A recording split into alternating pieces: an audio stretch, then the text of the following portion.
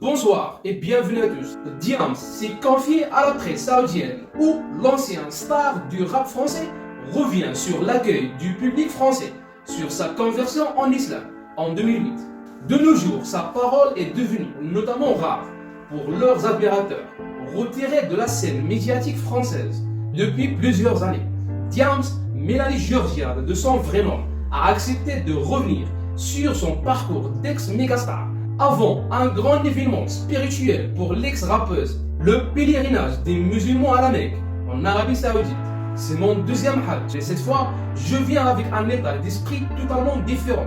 Je comprends plus maintenant la signification des traditions et des phases de ce déplacement. Ce sera un événement encore plus symbolique qu'avant. Confiait-il dans un entretien si Diams s'était particulièrement confié au quotidien Paulette il y a quelques mois. C'est la première fois que Mélanie Georgiade se confiait ainsi face aux caméras. Diams revient en détail dans cette interview sur son amour à la fois musulmane, le rendez-vous qui l'a amené vers l'islam, auquel il se convertit à la réaction des Français en découvrant les photos de l'ex-chanteuse voilée. Ça a été un grand choc pour le public français. L'ex-mégastar du rap français relate la manière dont la foi musulmane est entrée dans sa vie il y a quelques années. Je suis convaincu que Dieu existait et qu'il avait un dessein pour ma vie.